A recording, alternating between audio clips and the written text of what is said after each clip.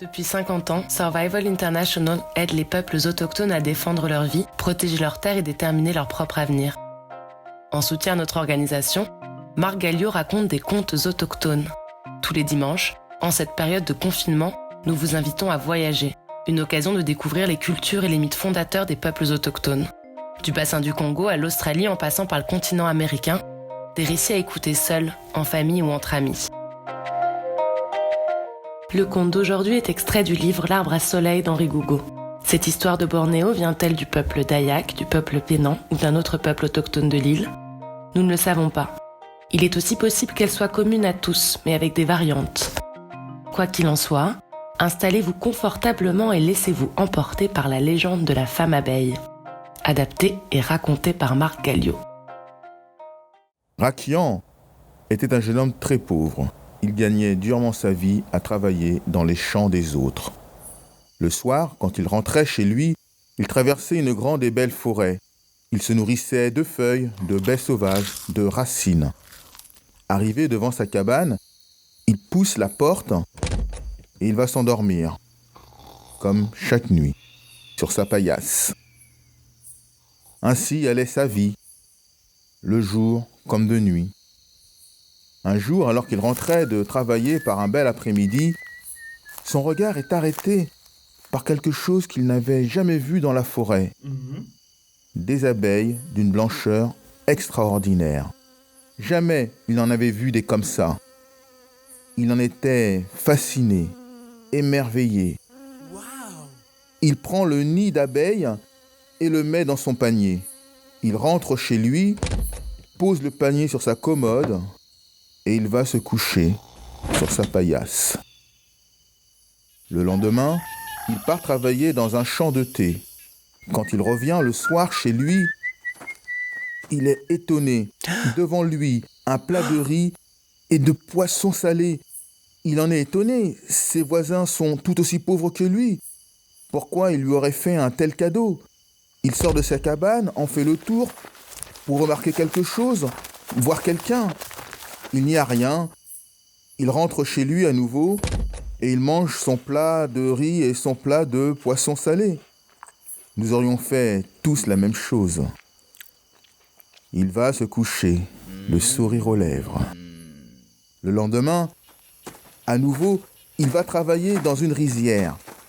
Quand il revient chez lui, là encore la même surprise. Un plat de riz, un plat de viande fumée et un plat de légumes, parfumé d'épices. Il fait une boule avec son riz, il le mélange avec les légumes, prend un peu de viande fumée, le porte à sa bouche et il en déguste toutes les saveurs, toutes les épices. Ensuite, il va se coucher sur sa paillasse, les deux mains sur son estomac et un large sourire. Le lendemain, il va à nouveau travailler, mais là, il fait semblant d'y aller. Il va se cacher derrière un arbre et il attend. Il voit une belle et jeune femme sortir de chez lui, une cruche à la main, allant puiser de l'eau à la rivière. Quand il ne la voit plus, il se précipite chez lui, va au-dessus de son panier, regarde à l'intérieur. Le nid est vide. Il prend le panier, le met dans sa commode et lui, il va se cacher derrière un fagot de bois dans sa cabane. La jeune femme revient, la cruche d'eau sur la tête, elle remonte le sentier de la rivière, elle pousse la porte de la cabane et là, elle devient toute tremblante. La cruche glisse de sa tête, elle se brise sur le sol et elle hurle « Mon nid ! Mon nid !»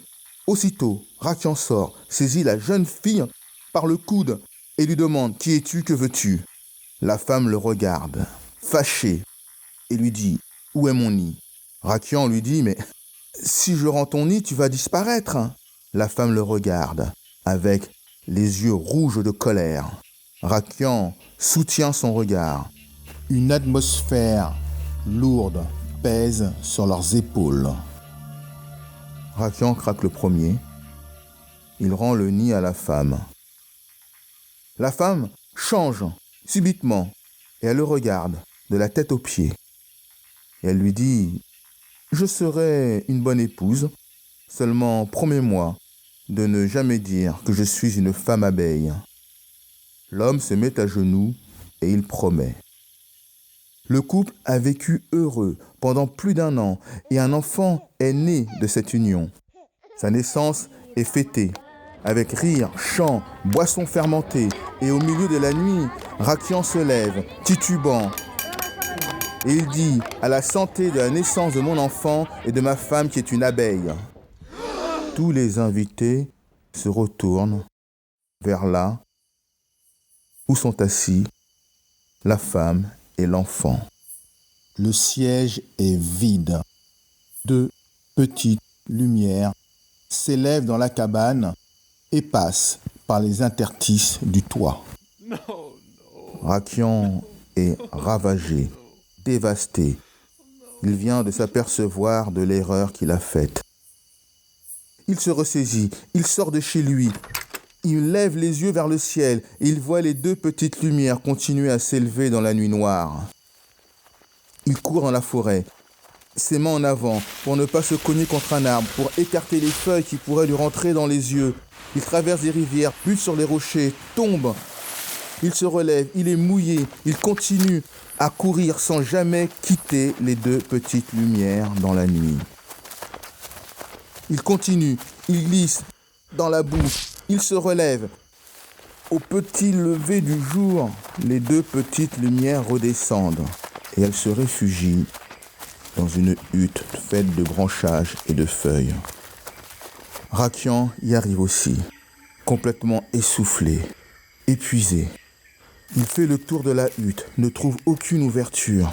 Alors, dans un dernier effort, il se met à genoux et il creuse un passage sous la hutte. Il s'y glisse, il se remet debout dans la hutte et il dit « Femme, notre enfant vivra-t-il sans père ?» À ce moment-là, la hutte se tord. Les branches craquent, les feuilles crissent, le haut de la hutte s'ouvre et laisse passer les premières lumières du petit matin. La hutte s'écarte, elle s'écarte, elle s'écarte. Et laisse place à une grande clairière entourée de grands arbres. Et la femme abeille dit à ce moment-là, « Puisque tu as su nous suivre jusqu'ici, sache que maintenant tu es un homme abeille, mais moi, je ne dirai jamais à ma famille que tu viens des humains. » Le couple convole vers son bonheur, et jusqu'à aujourd'hui, ils convolent encore. Et leurs petits arrière-enfants et arrière-petits-enfants m'ont raconté l'histoire de leur aïeux, et je suis venu jusqu'à vous la raconter.